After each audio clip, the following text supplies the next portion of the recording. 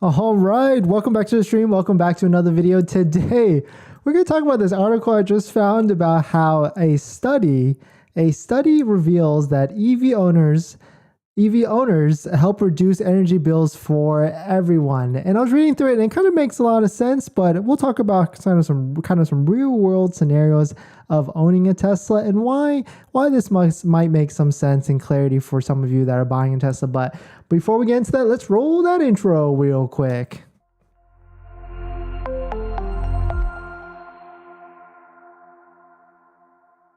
All right, so welcome back to the stream. Welcome back to another video. My name is Dennis, and I love talking about Tesla hacking, as I like to call it, but basically just getting the best deal on a Tesla at the best possible price, or even selling your Tesla or getting really good financing rates. So if you're interested in any of that, please hit that subscribe. And this video is actually sponsored by my calendar link down below in the description, but more on that later. So let's take a look. So this article posted by Drive Tesla Canada says that a study reveals that EV owners help reduce energy bills for everyone. And we're going to talk about this article, and at the end of this video, I'm going to show you actually how to calculate how much plugging at your house will actually cost you if you buy an EV and get a home and charger installed. And I guess we'll also talk about like how much does it even cost to like get one of these, doohickey machines installed in your place, because it can really range. And also my recommendation, what's the best possible route in doing that. But this article basically talks about how if you buy an EV, you're just more aware of your surroundings, I guess, which makes more sense. Like you're aware of how much you're going to be using at your house,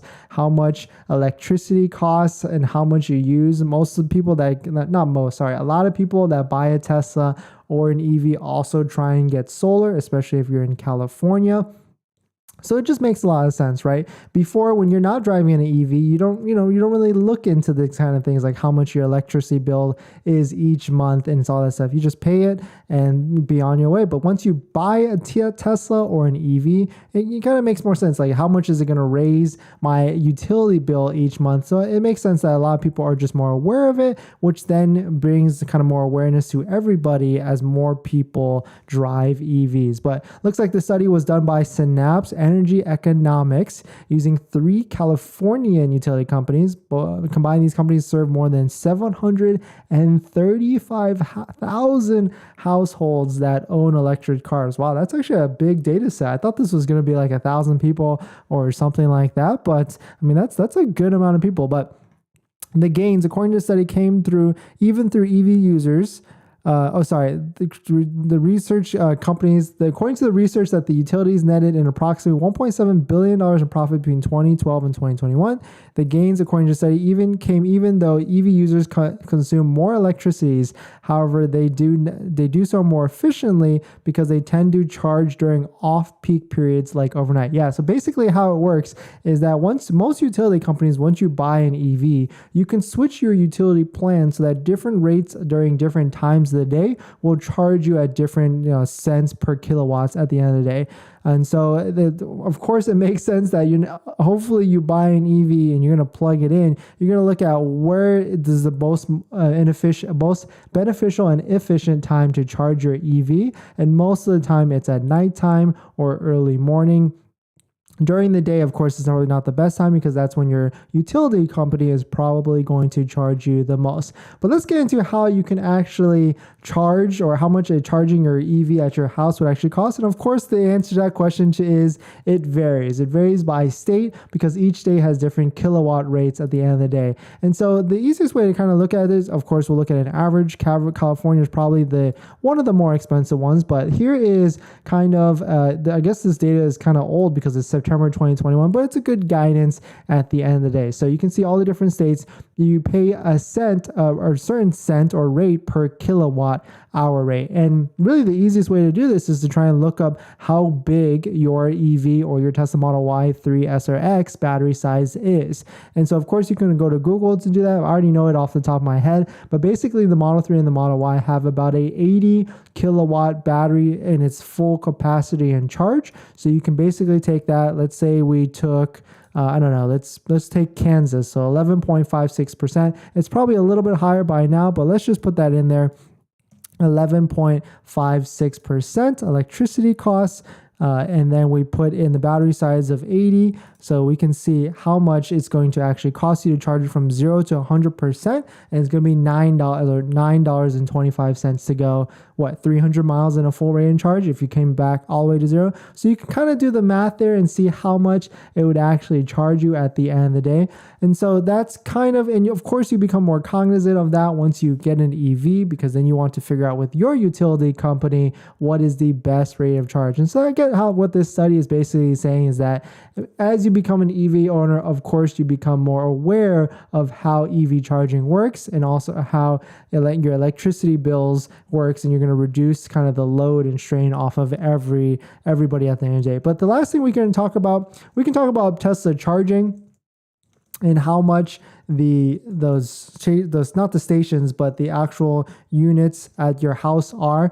And there's definitely a couple ways of doing it. I think the best way is to just buy a 240 volt plug and get it installed into your house. It can cost anywhere from like $500 to $1,000. So you can see right here how to install a 240 volt receptacle. Of course, you'll probably want to most likely hire some sort of contractor to do this, but let me see if I can get a picture of what this kind of looks like. You can see, yeah, so it basically looks like a bigger plug. Of course, so this is a good example because it has an aftermarket or a different third-party charger plugged in, and that's probably the most universal way you can do it. You can just buy like one of these charging kits off of Amazon. You don't have to buy the Tesla one because Teslas come with an adapter, so you can just switch it up. But this is an example of like a charging box. You can buy that off of Amazon. You can see it's plugged into a 240, and then this cable that runs off is of course the J1772 universal plug that plugs into all EVs, but then you then get the adapter to plug in your Tesla.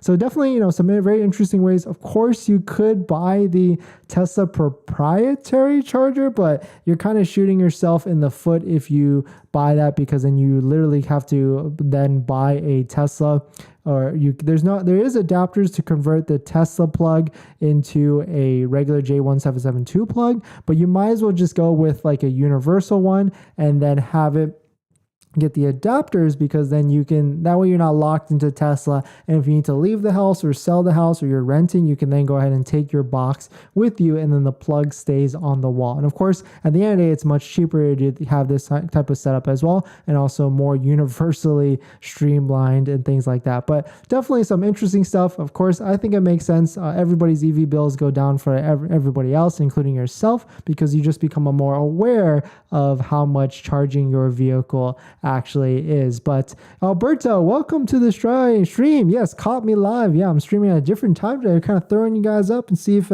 catching it. But this video is actually sponsored by my Calendly link. You can check it out in the description if you're interested. But basically, you can schedule a one-on-one call with me to ask me any questions about buying a Tesla, selling a Tesla, or even financing a Tesla. And after you schedule the call, you get a link to my buying guide, which has links to all the resources that I use to get the best possible deal and really good financing rates. And right now on my guide, there are 2 credit unions that have rates in the 3%, and 3.14% from 60 to 65 months. And a viewer actually just came to me and put on one of my comments that scheduled a call with me that he got 3.34% for 84 months, which is absolutely insane. That's a fantastic rate. But just being here, watching, and hitting the like button and subscribing goes a long way. So thank you for that. So thanks for watching this video, and I'll see you guys in the next one. See ya.